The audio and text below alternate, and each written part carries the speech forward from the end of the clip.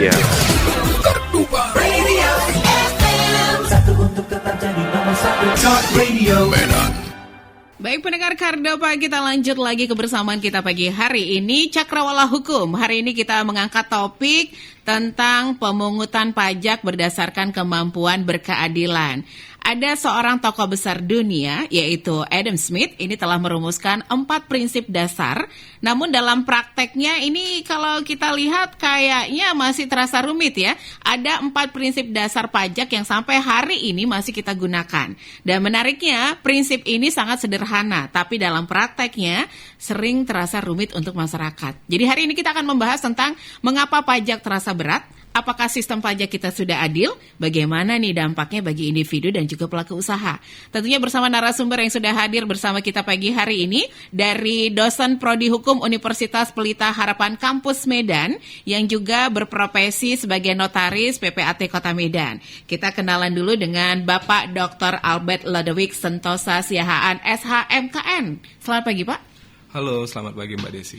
Gimana kabar hari ini? Puji Tuhan, sehat. Kayaknya dipanggil Bapak kelihatan agak ini ya, mending abang aja deh. Boleh. Biar awet muda gitu ya Bang ya.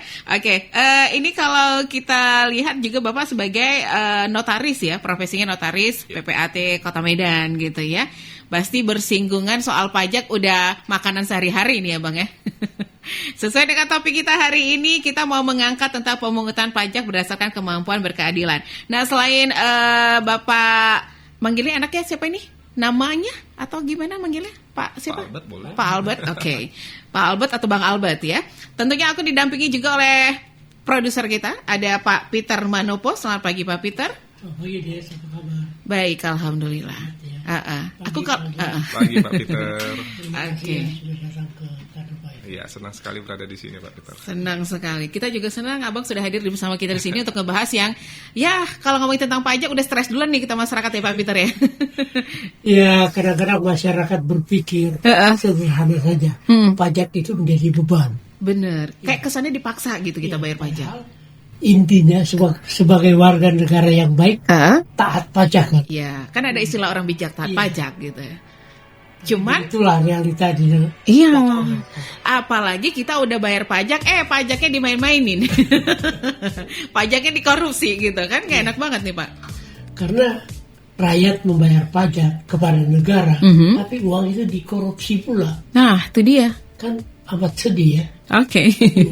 Ya, kita ke Bang Albert nih. Emang kalau teorinya wajib pajak. Pajak ini seperti suatu kewajiban buat kita gitu ya. Tapi kayaknya kesannya kayak kita harus dipaksa untuk bayar pajak gitu. Nah, gimana nih Bang Albert sendiri menanggapin yang kayak gini nih? Iya. Akhirnya masyarakat kadang banyak yang alah bayar pajak juga percuma gitu. Iya, baik Mbak Desi. Dipaksa atau terpaksa ya itu dua makna yang berbeda ya. Oke. Karena pajak itu kenapa harus dibayar ya? Karena sudah diatur dalam peraturan.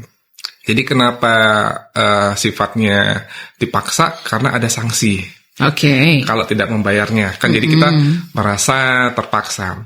Tapi masalah dipaksa atau terpaksa itu kan soal rasa ya. Soal rasa. Nah, Oke. kalau misalnya ada sanksinya, bagusan kita kan nggak terpaksa ya.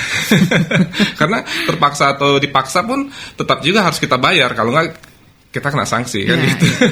sanksinya akhirnya kita juga yang rugi sendiri gitu kan Pak Pit. Iya, karena sudah diatur dalam undang-undang. Undang-undang benar. Makanya sering sekali masyarakat sudah memberikan waktu untuk bayar pajak, tapi petugasnya kadang-kadang gimana ya? Iya. Melayaninya itu yang kadang-kadang mengecewakan masyarakat. Benar ya. Akhirnya setelah masyarakat kecewa, malas ujung-ujungnya bayar pajak. Sementara pendapatan negara kita terbesar dari pajak rakyat. Betul. Benar kan? Nah, jadi gimana nih Bang Albert? Kenapa pajak itu terasa sebagai beban daripada kontribusi kita kepada negara gitu?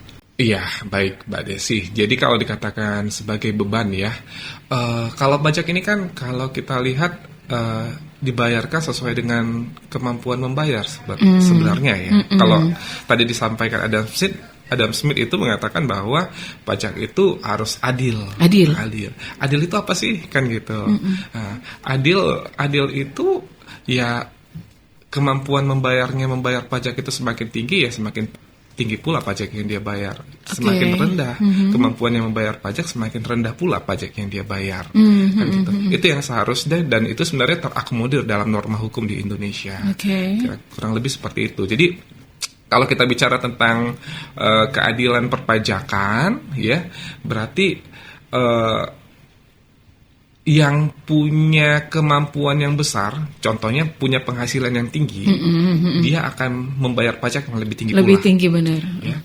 Kalau misalnya dia kemampuan membayar pajaknya lebih rendah, ya, dia akan membayar pajak. Itu disebut sebagai ability to pay, kemampuan dia untuk membayar sebenarnya. Jadi kalau dikatakan memberatkan, ya itu sebenarnya relatif ya. Tapi kalau kita lihat peraturan hukum di Indonesia kan ada PTKP juga. Ya, penghasilan tidak kena pajak. Ya, penghasilan tidak kena Jadi pajak. nggak semua orang dikenakan pajak juga gitu. Betul. Tapi ada sistem self assessment, kita harus tetap melaporkan gitu. Jadi kalau nggak salah PTKP di Indonesia itu 4,5 juta.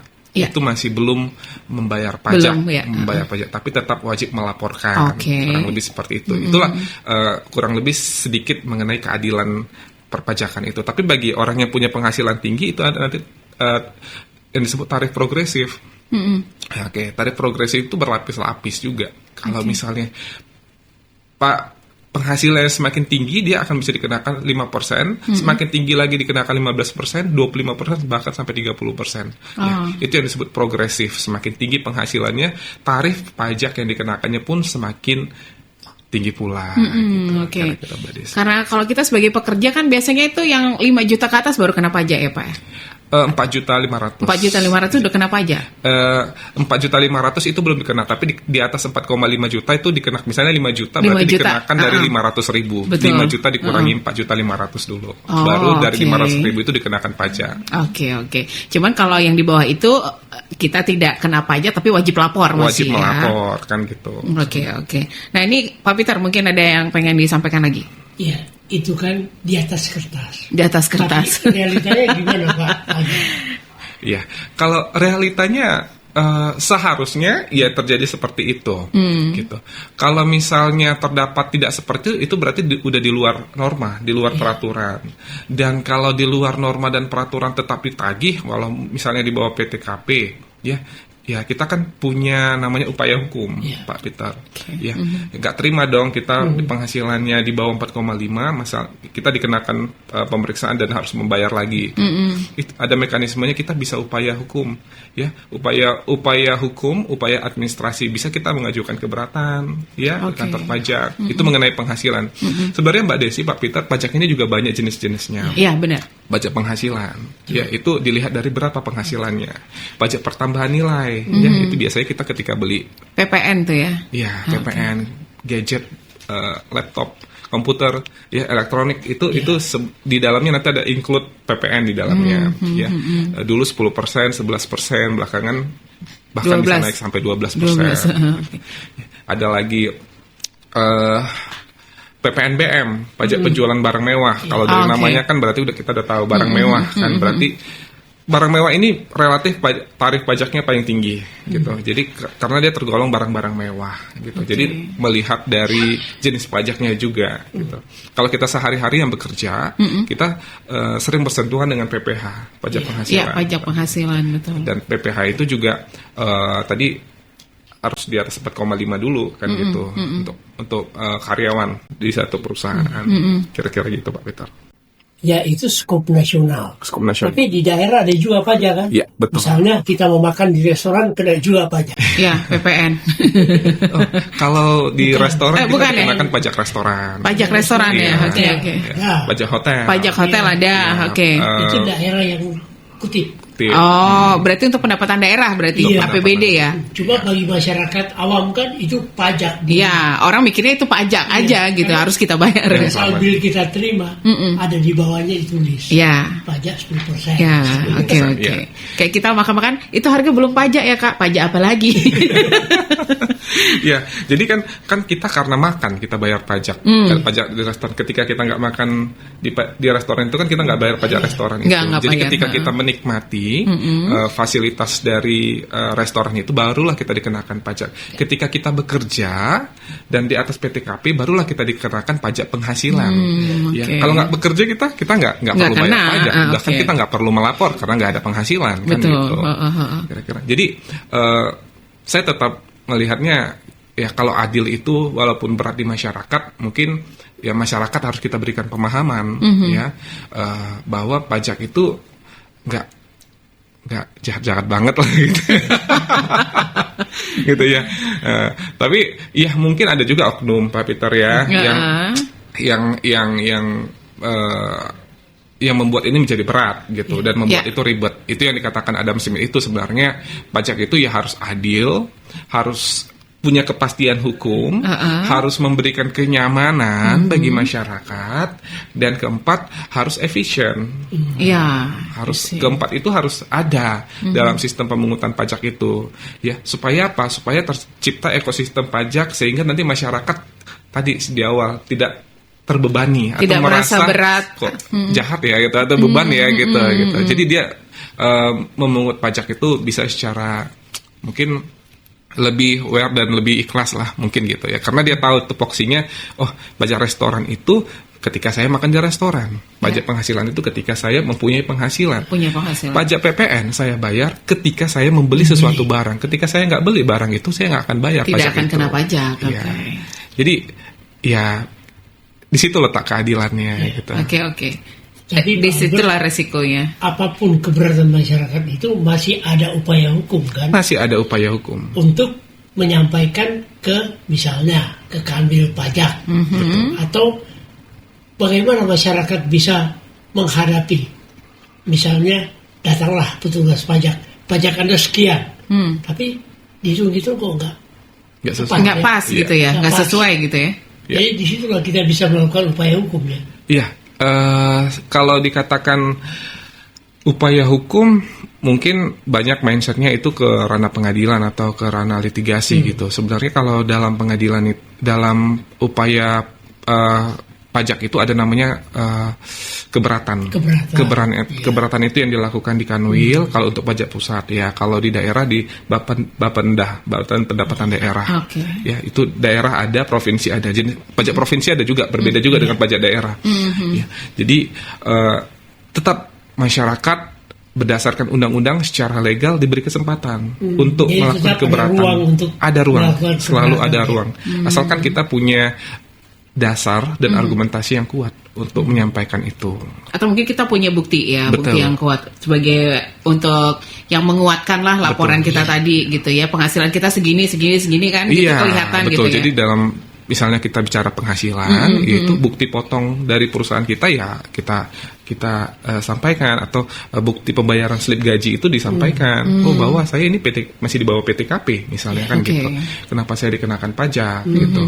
Oh, sering sekali terjadi begini. Ternyata dia bukan punya pendapatan dari satu kantor aja. Ya, mungkin dia dapat dia punya bisnis lain, usaha lain. Jadi sumber pendapatannya itu bukan satu. Dan yang kedua ini bisa ketahuan di kantor pajak karena ada lawan transaksi yang melaporkan. Seperti itu. Jadi tetap terdetek gitu. Kantor pajak kadang-kadang pintar juga sih. Tapi kenapa Pak Albert di masyarakat timbul kesan quote and quote, kok masyarakat takut ya kalau misalnya tiba-tiba datang petugas pajak periksa. Kenapa? Ada masalah apa di situ? Iya, gini, masyarakat terkadang belum tahu cara, misalnya saya contohkan melaporkan SPT sendiri. Kalau tidak melaporkan SPT itu kan ada sanksinya. Bahkan kalau misalnya sudah bertahun-tahun tidak melaporkan, lebih berat lagi sanksinya, ya kan gitu. Bayangkan kalau misalnya seorang punya penghasilan 1 miliar 1 tahun, dia tidak melaporkan SPT, terpaksa dia harus membayar denda yang mungkin bisa 10%, 20% dari 1 miliar itu, dari pokoknya, bukan dari pajak yang dia bayarkan, kan gitu. Ya, itu kan 1 tahun. Kalau misalnya 5 tahun dia begitu kan, wah, gawat. Jadi ujung-ujungnya langsung kantor pajak mengeluarkan surat langsung, kok lebih besar dari penghasilan saya pajak saya, kan terkadang masyarakat pun langsung Tapi ya itu juga sebenarnya tanggung jawab negara juga untuk mensosialisasikan itu terus di bidang pendidikan. Seperti kita sampaikan ke masyarakat, betul. ya itu tugas tanggung jawab kita supaya tadi masyarakat, oh saya punya kewajiban ya, bukan saya punya hak untuk mencari nafkah saja, tapi atas mencari nafkah saya mendapatkan penghasilan, saya harus ada kewajiban untuk melaporkan. Iya. Gitu. Karena pembayaran pajak itu kan bisa dipakai untuk misalnya bangun jalan, Betul. bangun sekolah, ataupun bangun-bangun yang lain Ya. untuk kepentingan rakyat juga. Ya, istilahnya kan dari rakyat untuk rakyat juga Iya. uang pajak ini gitu Iya. kan ya Pak ya. Cuma kadang-kadang banyak orang berpikir kan, aku sudah bayar pajak, kok jalan itu masih rusak? Gitu. Nah, uang pajak kita kemana nih? Iya, iya. Ada oknum yang bermain kan gitu kan Pak? Atau gimana nih Pak? Ya, kalau oknum saya pikir ini kan negara, Ya. masa dibiarkan oknum itu bermain? Nah, itu dia. Betul. Dalam praktiknya Pak Albert, kan sering kita temukan hal-hal yang demikian. Apa solusinya? Kalau itu kan, kalau pajak ya, itu sebenarnya kalau kita lihat itu kan apakah pajak itu udah menjadi uang sebelum uang itu masuk ke rekening negara, itu masih perdebatan sebenarnya itu apakah uang negara atau tidak. Oh, oke. Itu perdebatan. Jadi itu akan menjadi uang negara, belum menjadi uang negara gitu. Jadi yang dikatakan oknum itu pasti kan udah menjadi uang negara, masuk ke kas negara, kantong negara, kemudian dianggarkan ke Direktorat Denner, misalnya Dinas PU, ya untuk pemborongan proyek di sini, di situ, gitu ya. Nah, jadi dan itu memang sumbernya dari pajak juga nanti ya kan yang paling besar, gitu. Ya. Itu sih persoalan klasik bangsa kita ini yang nggak hilang-hilang di klasik. rezimnya udah. Masa dari waktu-waktu nggak berubah? Pak? Iya. Sampai jadi persoalan klasik ya. Karena kita kan beberapa kali berganti rezim juga ya Pak Peter ya. Benar. Tapi kok masalahnya itu Itu juga. aja. Masih banyak kita dapatin petinggi-petinggi pajak kita yang bermain di sini gitu kan ya. Betul. Kok kalau kita lihat misalnya negara-negara lain ya, negara-negara lain yang di luar kita maju, kok sekarang dia lebih maju dari kita. Contohnya Malaysia, Ya. kan gitu. Sekarang Malaysia Lebih unggul saya sih. rasa relatif lebih unggul Iya. dari Kita kayak jalan di tempat sih gini-gini Betul. aja. Iya. Jadi ya yang salah apa kan? Yang salah apa? Yang salah di mana? Yang salah siapa? Iya. Ini yang menjadi pertanyaan. Tapi kalau kita ngomongin tentang keadilan nih, Bang Albert, udahkah sistem pajak kita ini adil, merata ke seluruhnya sesuai dengan tadi Pak Albert bilang soal kemampuan, berkeadilan. Nah, ini gimana nih sekarang? Kalau kita bicara tentang keadilan perpajakan itu ya sungguh abstrak ya, Mbak Desi.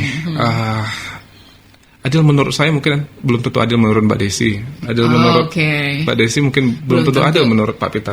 Ya, jadi kalau kita cerita tentang keadilan itu dalam Fakultas Hukum itu hal yang paling fundamental sebenarnya dan itu mahkota hukum. Selalu dibilang ya itu yang selalu dijunjung ya bahkan dalam agama kita. Ya. Cuma ya ketika diimplementasikan keadilan itu yang terkadang jauh panggang dari api mungkin bisa dikatakan kok begini ya realita pelaksanaannya kan gitu. Sebenarnya keadilan itu dicerminkan dalam bentuk kalau dalam hukum Indonesia ya peraturan. Wah, inilah bentuknya, inilah cita-citanya yang ingin dibuat, ingin dilaksanakan. Tapi tadi saya katakan mungkin saja bisa jauh panggang dari api. Apa yang diinginkan oleh negara melalui peraturan itu belum tentu dilaksanakan di masyarakat, kan gitu. Oleh siapa? Oleh masyarakat. Siapa yang melaksanakan peraturannya? Nanti pemerintah, kan gitu.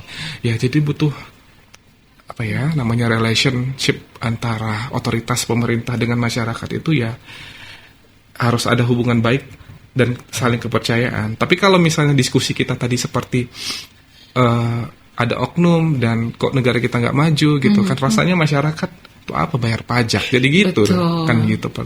Nah, jadi kembali lagi ke situ ya. Jadi pertama ya pemerintah otoritas negara ini harus mempunyai trust dari masyarakatnya. Kalau enggak ya itu agak sulit diterapkan. Pertama apa PR-nya ya korupsi.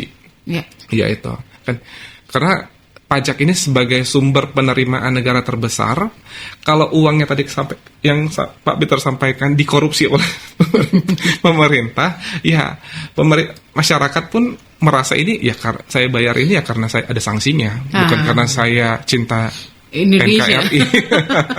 Jadi ya itu yang harus PR bisa kita bersama. berlaku yang kita katakan sebagai dasi berbeda dengan dasol. Oke.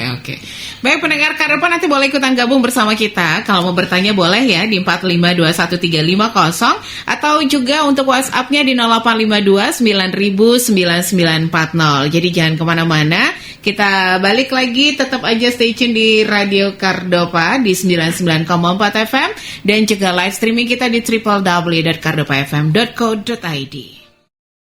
Stay tuned.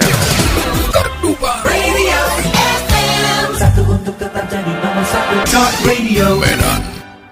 Kita balik lagi pendengar Kardopa, masih barengan sama kita bersama Cakrawala Hukum ya. Hari ini kita punya topik bahasan tentang pemungutan pajak berdasarkan kemampuan berkeadilan. Tadi udah sempat kita singgung, sudahkah adil untuk masyarakat, apalagi masyarakat yang menengah ke bawah ya. Karena kan kalau soal keadilan bayar pajak tadi udah disinggung Bang Albert ya, balik lagi lah. Ini udah adil atau belum, balik lagi ya kan Pak ya. Karena masih banyak kita sebagai masyarakat menemukan ketidakadilan. Terutama nih yang ini pengen aku tanya juga ke Pak Peter sama Bang Albert. Kita melihat realita di lapangan nih ya, banyak kelompok berpenghasilan besar seperti perusahaan-perusahaan besar yang sering memiliki kayak strategi tax planning gitu ya Pak ya. Jadi sementara masyarakat yang biasa kayak kita ini, yang awam ini ya nggak punya pilihan, tetap harus bayar pajak sesuai dengan apa yang kita hasilkan gitu ya. Sementara kalau perusahaan-perusahaan besar, ada juga yang sampai memanipulasi data untuk supaya pajaknya lebih ringan atau gimana. Nah ini gimana nih Bang Albert sama Pak Peter nih? Pak Peter atau saya dulu? Atau siapa dulu nih? Oke, baik Mbak Desi. Kalau tadi ya saya yang kedua dulu deh, manipulasi kan berarti itu udah jelas pidana gitu ya kalau manipulasi. Tapi tadi ada tax planning. Ya, Oke, tax saya planning. menarik itu. Tax planning berarti itu dalam istilah keilmuan disebut sebagai bentuk penghindaran pajak. Bentuk penghindaran pajak itu ada dua, ada secara legal dan ilegal. Yes. Ya kalau secara legal ya berarti ya boleh. Legal secara ya. normatif. Saya contohkan misalnya dia tidak dikenakan pajak. Ada peraturan yang mengatakan dia tidak dikenakan pajak asalkan dividen yang didapatkan oleh perusahaan gede ini, besar ini, itu diinvestasikan lagi ke dalam perusahaannya. Oke. Di situ dia mendapat, itu tax planning contohnya. Ya, itu memang diatur, gitu, memang diatur. Akhirnya apa? Pajak yang dikenakannya itu ya jadi lebih kecil. Oke. Ya, tapi itu karena memang ada aturan secara legal, ya sehingga dia tidak perlu membayar pajak yang sesuai dengan undang-undang PPH, misalnya PPH badan, ya, badan usaha dia. Oke. Karena tadi ada peraturan itu yang dikesampingkan. Oke. Atau kita akan telepon dulu Boleh. sebentar. Kardopa, selamat pagi. Selamat pagi, Selamat pagi, dengan siapa ini? Ibu Ita, Ibu Ita di mana? Amplas. Oke. Ada yang mau ditanya Ibu? Ibu taat pajak? Enggak, Oh, kenapa Ibu? ini yang perlu saya tanyakan ke Iya. Pak Albert. Pak Albert, saya ini dulu suami saya punya CP. Kalau dulu masih lancar CP-nya, terus lapor pajak. Ketika zaman sekarang CP itu sudah ditutup, sudah rugi. Nah, jadi karyawan-karyawan yang ada di CP tersebut udah pada keluar, udah istilahnya udah bubar lah CP-nya. Tapi kewajiban pajak saya tetap harus saya lapor. Nah, waktu itu saya pernah bermohon kepada kantor pajak untuk dicabut NPWP-nya. Tapi sampai sekarang NPWP itu tidak pernah dicabut dan selalu saya mendapat surat teguran untuk lapor pajak. Oke. Saya nggak pernah lapor-lapor lagi karena memang perusahaannya sudah tutup dan pegawainya juga sudah nggak tahu saya. Sudah bubar ya? Sudah bubar. Jadi gimana? Padahal udah berulang saya sampaikan ke kantor pajak tutup cabut NPWP itu, saya bilang. Tapi sampai sekarang nggak dicabut-cabut dan saya Harus tetap bayar ya? Bukan bayar. Lapor? Lapor. Oke. Nah, lapor itu saya nggak ngerti. Saya ibu berumah tangga gitu. Oh, Nah, baiklah. jadi yang melaporkan pajak ini kan memang udah keluar, nggak ada lagi pegawai-pegawai yang ada di sana. Nah, jadi terus nanti kalau kita nggak lapor SPT nantinya, apa yang akan kita dapatkan sanksinya Oke. dan bagaimana cara mencabut NPWP itu biar tidak lapor-lapor pajak lagi. Itu aja Oke. yang saya sampaikan. Makasih ya. Terima kasih kasih Ibu Ita tadi ya. Oke. Mungkin Pak Albert mau jawab dulu? Ya, terima kasih Mbak Desi. Kalau tadi tidak salah saya mendengarkan bahwa sudah datang ke kantor pajak tapi tidak diperbolehkan, ya kan? Pasti ada alasannya sebenarnya kenapa tidak diperbolehkan. Ya, tapi sebelum kita tanya kembali ke Ibu tadi, ya kemungkinan itu ada laporan SPT atau pajak yang belum dibayarkan ketika masih aktif perusahaan tersebut, ketika dia mendapatkan dividen. Ketika dia dapatkan dividen tapi dia belum melaporkan pajaknya, saya pernah melihat ya memang tidak bisa ditutup. Karena harus pajak yang terutang itu harus dibayarkan dulu, kan gitu. Kalau sudah dibayarkan boleh ditutup. Terus pertanyaannya bagaimana kalau misalnya seperti itu, kan karyawan sudah tidak ada, ada namanya NI atau non efektif. Jadi NPWP itu tetap ada, tapi statusnya non efektif. Jadi kalau non efektif dia tidak wajib melaporkan. Tidak wajib melaporkan. Tapi bukan berarti pajak yang tadi dia masih waktu aktif itu yang ada dividen itu gitu ya? Jadi hapus ya atau hilang. Itu hanya tidak ada kewajiban untuk melaporkan. Karena Pak Peter, Mbak Desi tidak melaporkan juga ada sanksinya sebenarnya. Itu yang padahal yang dilaporkan nihil. Tapi tetap kalau nggak dilaporkan ada sanksinya juga gitu kan. Gitu. Sementara ibu tadi ibu rumah tangga nggak ngerti dia ngelaporkan, pegawainya udah nggak ada gitu itu kan. Yang kita sanksikan 5 tahun kemudian nanti ternyata yang dikenakan surat hasil dari tidak melaporkan itu. Dia harus membayar pajak. Dia tidak punya penghasilan, tapi dia harus kena penegakan hukum yang dilakukan oleh kantor pajak. Itu yang kita sayangkan. Jadi saran saya ya non efektifkan aja kepada itu harus ibu. ke kantor pajak. Harus ke kantor pajak. Berarti ada permohonan untuk menonaktifkan NPWP. Iya, ada permohonan, ada permintaan dari pemilik NPWP untuk non-efektifkan NPWP-nya. Tapi kalau dihapus, dicabut nggak bisa ya? Sebelum membayar tunggakan tadi. Sebelum pajaknya itu selesai, dibayarkan, itu nggak bisa dihapus. Baiklah. Ya, agak sulit juga bagi masyarakat yang kurang paham soal pajak ini kan. Dia misal katakan lagi nih, saya punya NPWP, sudah sekian tahun nggak bayar pajak karena nggak punya penghasilan, kantor udah tutup, tiba-tiba datang surat untuk membayar. Iya, itu yang disayangkan. Itu problem kan? Iya, itu problem betul. Kita halo Kardopa. Oke, mungkin bisa dicoba lagi nih 4521 350. Nah, kita balik lagi soal tax planning tadi nih, Bang Albert. Ya. Tentang perusahaan tadi. Tax planning ya. Jadi ada yang secara legal dan ada yang ilegal. Ada tax avoidance namanya, satu lagi ada tax evasion. Ya. Jadi yang ada yang legal memang boleh dilakukan untuk menghindari pajak itu ya secara legal. Dan itu adalah makanan sehari-hari konsultan pajak ya. Dan satu lagi evasion, penghindaran pajak secara ilegal tadi. Ilegal itu jelas-jelas dilarang dalam peraturan, tapi dia tetap melakukan. Contohnya tadi yang disampaikan Mbak Desi, misalnya manipulasi. Pembukuan. Kalau pembukuan yang misalnya ada biaya yang tidak ada tapi seolah-olah ada. Maksudnya biaya itu pengurang dari dividen.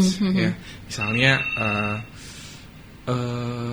biaya listrik atau biaya operasional perusahaan, biaya karyawan seolah karyawannya banyak padahal tidak ada. Ya, jadi itu kan mengurangi dividen perusahaan. Itu nggak boleh. Itu pemeriksaan pasti dilakukan. Kita angkat telepon dulu sebentar. Kardopa, selamat pagi. Selamat pagi, assalamualaikum. Waalaikumsalam warahmatullahi wabarakatuh. Ya. Sehat? Sehat, alhamdulillah. Ya. Bang Peter, assalamualaikum. Sehat Pak. Sehat kan? Waktu kita durasi mungkin langsung to the point aja yuk Pak Kus yuk. Langsung saja. Jadi begini sedikit Laisian ya. Selamat pagi. Oh iya. Selamat pagi. Enaknya mengenai lain. Asik teringat opini jadi lupa jadi kan. Gini, saya kebetulan sebagai pewaris kan kami dari orang tua kan punya tanah nih kan. Memang sudah sekian lama dari tahun 95 lah kalau nggak salah ya, itu kan PBB-nya kan tidak dibayar itu lah kan gitu. Dari tahun 95? Ya, 95 belum bayar sampai 2025 terakhir. Nah, jadi kami sebagai pewaris anak-anaknya semua ada niat untuk ingin membayar penyelesaikan masalah tunggakan PBB tersebut. Nah, tapi dari pihak oleh kami diarahkan ke bagian pajak kecamatan. Ini kebetulan tanahnya di Lubuk Pakam ya. Oke. Alasannya tidak bisa dibuka data karena sudah terblokir katanya kan. Tapi nama masih muncul beserta nomor apanya. Tapi kami kalau ingin ingin dibuka, disuruh bayar dulu transfer 23 juta kan. Oke. Makanya heran. Kok nggak tahu kok disuruh bayar dulu kan gitu kan? Supaya bisa terbuka dia. Nah, jadi nanti kalau misalnya nggak sampai dana yang dikirim itu ke rekening, itu nanti dikembalikan sisanya kan?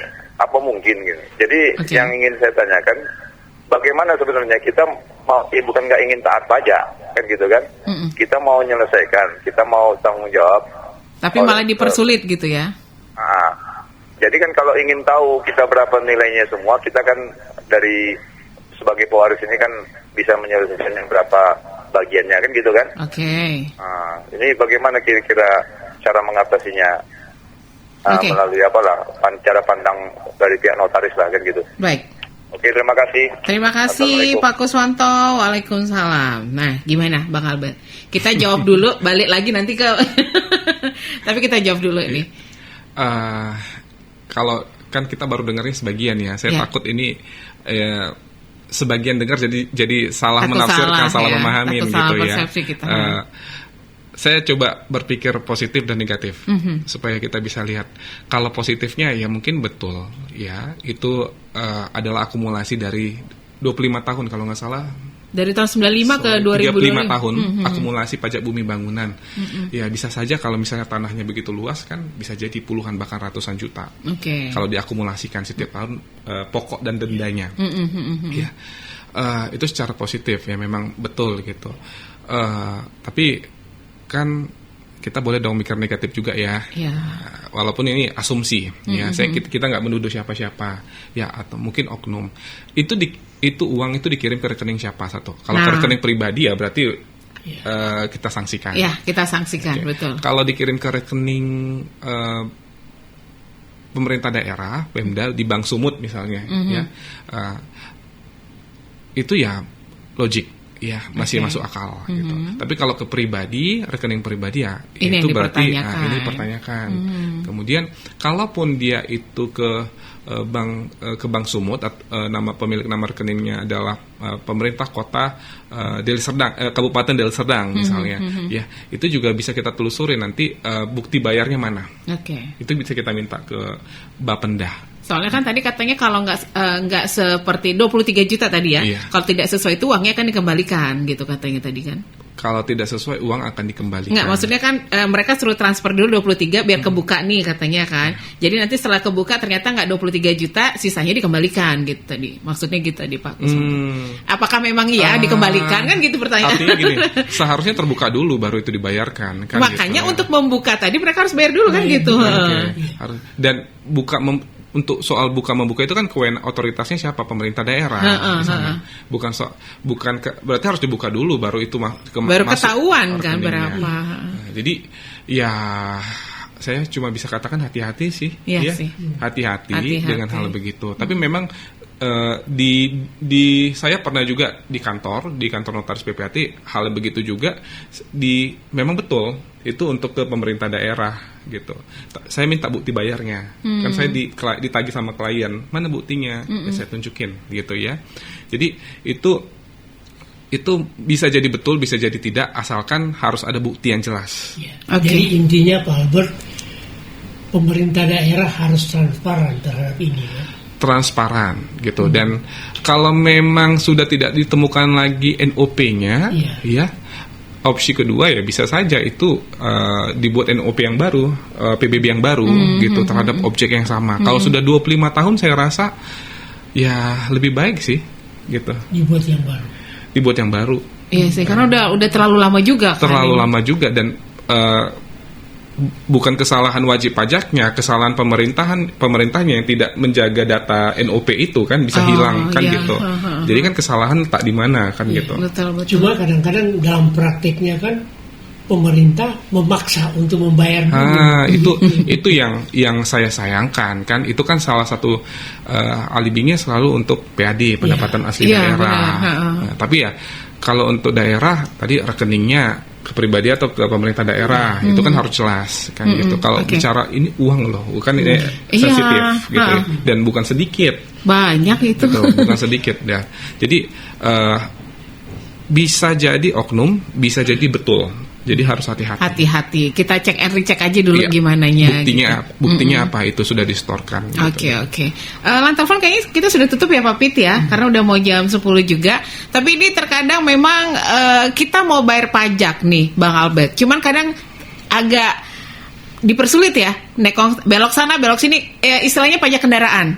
Itu kadang kita mau bayar, ada kemarin aku sempat membahas ini, banyak yang komplain juga. Padahal kita mau bayar, cuman karena memang bukan atas nama dia pribadi, mungkin orang tuanya bayar pajak anaknya itu nggak bisa, harus begini harus begono. Atau nanti dia beli kendaraannya di Pakam misalnya, dia mau bayar di mana itu tetap nggak bisa begini. Kan kita katanya udah satu data nih gitu kan, kenapa dipersulit sementara mereka mau bayar pajak gitu. Ini kadang yang terkendala masyarakat palanya di sini, akhirnya udah nggak usah bayar pajak kendaraan gitu. Dari segi pelayanan itu gitu ya. Padahal kita mau kasih uang sama negara kok dipersulit gitu. Dipersulit, harus begini, harus begono. Akhirnya udah nggak usah bayar pajak kendaraan. mati dah gitu kan. Gimana Bang Albert menanggapin ini? Iya, itu tadi saya masuk ke Adam Smith lagi. Oke. Ya, masalah kenyamanan masyarakat. Kan pajak itu harus nyaman. Ya kalau misalnya pajak kita, kalau pajak pusat itu nasional, kita mau bayarnya di Jakarta, mau dimanapun menggunakan mobile bisa. Pajak daerah ini yang agak riskan karena punya otoritas pemerintah daerah sendiri. Misalnya Bank Sumuk kita objeknya di Jakarta, kita mau bayarnya di Medan, agak sulit karena tempat pembayarannya berbeda dan sebagainya. Kan, gitu. Pak Albert, kalau saya nggak salah ya, kan setiap daerah itu kan ada semacam insentif apabila pajaknya tercapai sekian persen untuk para katakanlah petinggi-petinggi di pemerintah daerah. Apakah ini tidak menjadi sesuatu yang kadang-kadang menjadi trigger untuk mendapatkan pajak dari masyarakat yang lebih? Ya sama kayak seperti di perusahaan ya. Kalau kita di organisasi, kalau misalnya target tercapai akan mendapatkan bonus. Kan gitu. Ya, jadi ya itu realita Pak Peter, memang itu dilakukan. Fungsi pajak itu kan bukan hanya untuk kepentingan negara, tapi untuk fungsi pajak itu ada dua, budgeter dan reguleran. Ya, budgeter untuk kas daerah, untuk pajak daerah, negara untuk pemerintah negara ya. Jadi pajak pusat itu untuk pemerintah secara nasional gitu. Jadi regulerannya itu dia mengatur bagaimana supaya pajak ini tercapai target penerimaannya. Salah satu cara fungsi reguleran itu dengan mengatur itu supaya supaya semangat gitu ya, supaya semangat melaksanakannya, yang oknum-oknum juga dilibas gitu ya. Jadi supaya tercapai target penerimaan itu gitu. Tapi ya kalau misalnya terlalu banyak juga ya itu aneh juga kan gitu. Ya seharusnya tetap itu sebagai pemacu penyemangat aja, bukan sebagai sumber pendapatan utama, jadinya kan itu yang berbahaya. Oke, Pak Peter, waktu kita tidak banyak lagi nih terkait masalah UMKM nih ya. Mungkin kita singgung sedikit ya, Bang Albert. UMKM, pajak ini sering dianggap kayak beban tambahan di tengah usaha. Namanya UMKM, usaha mikro kecil. Kan istilahnya usaha kecil loh. Kenapa dibebani pajak? Kadang ya akhirnya mereka mikir ini kayak terbebani gitu. Nah ini gimana nih terkait pajak untuk UMKM?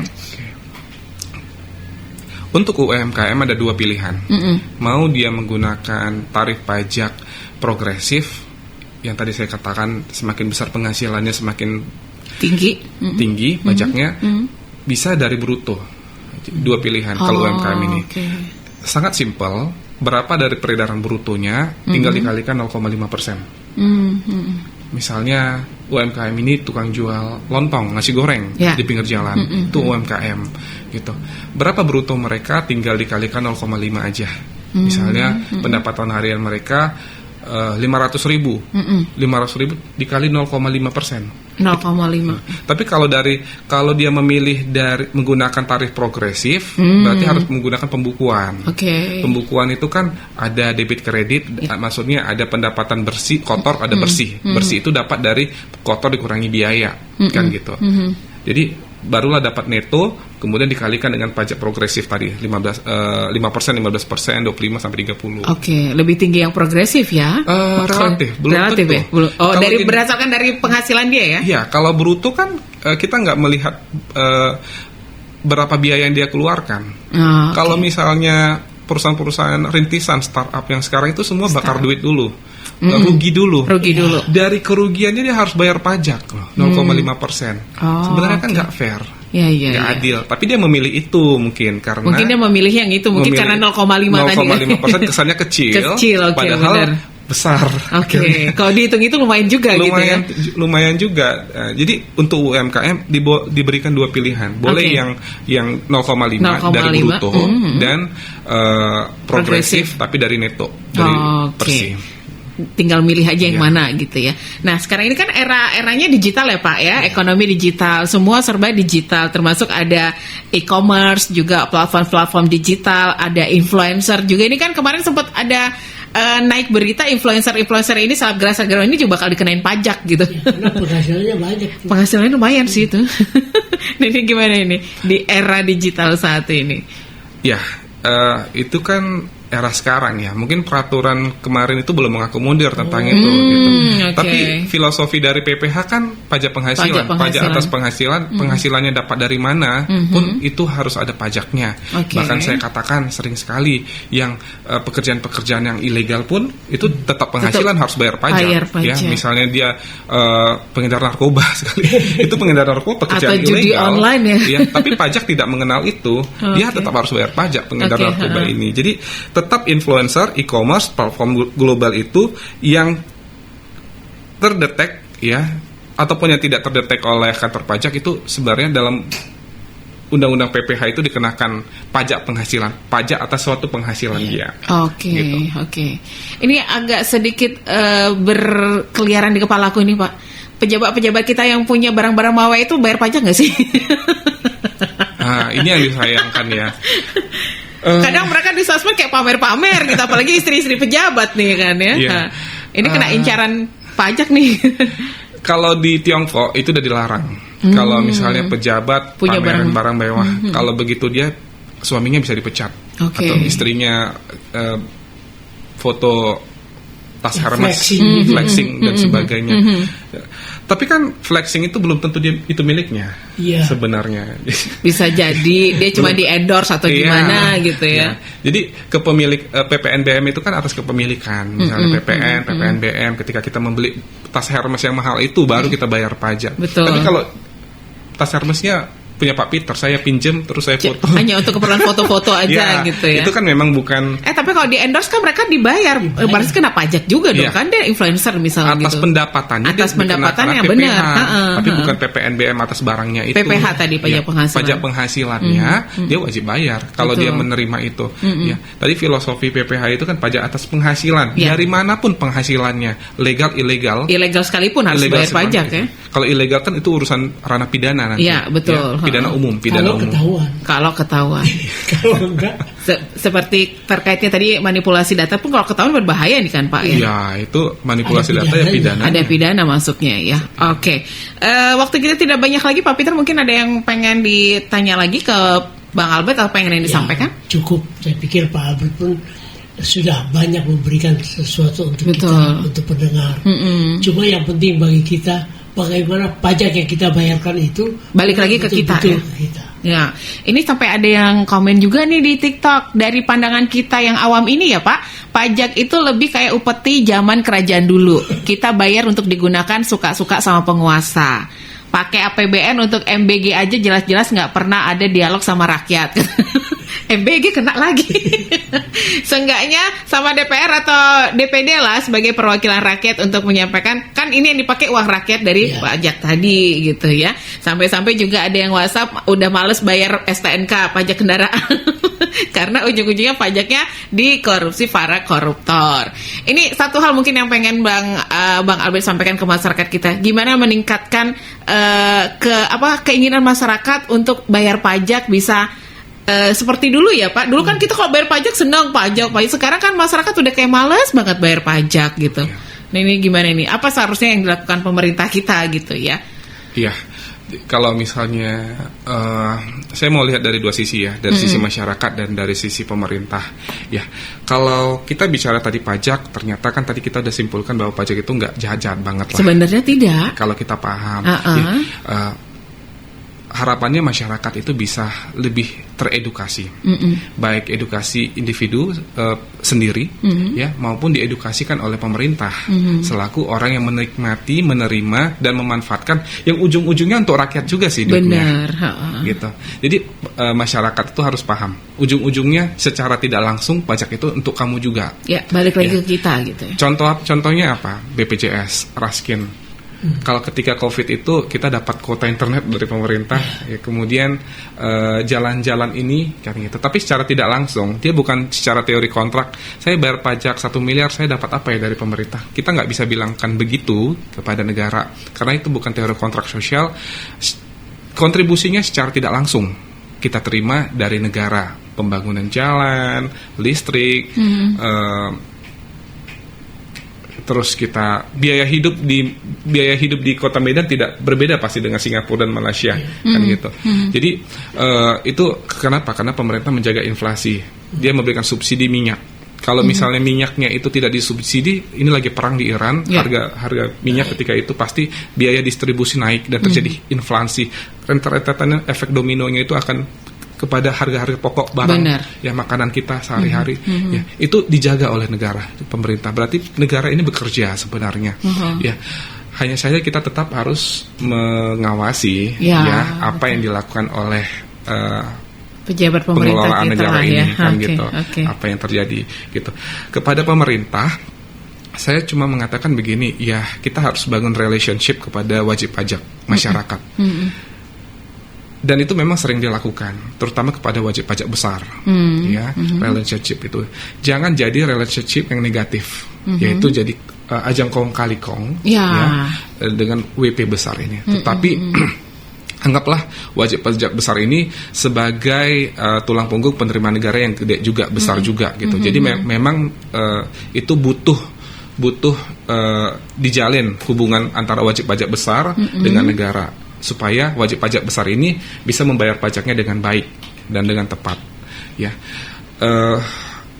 Dan wajib pajak kecil juga harus dijaga hubungannya. Saya katakan kecil, tapi ternyata jumlahnya banyak sekali, Pak Peter. Iya, betul. Kalau kita total yang kecil-kecil ini ternyata nanti jadi lebih besar daripada wajib pajak besar. Ya, pelaku UMKM itu besar sekali, Mbak Desi. Benar. Kalau misalnya semua bayar pajak dengan seharusnya 0,5%. Kalah ini wajib pajak besar ini. Yang besar ya. Iya. Iya, nggak sulit untuk bayar utang negara kita ini. Ya, jadi membangun relationship antara pemerintah dengan wajib pajak itu butuh keseriusan, dilakukan oleh Direktorat Jenderal Pajak, Kementerian Keuangan, bahkan pemerintah pusat dan pemerintah daerah. Oke. Ini ada satu WhatsApp juga yang masuk, katanya masyarakat akan berlomba-lomba taat pajak jika pejabat korup dimusnahkan. Ya kan Pak? Bisa jadi. Kalau pemerintah kita juga serius menangani para koruptor ini. Ya jangan pakai kalau lah. Kalau harus ya.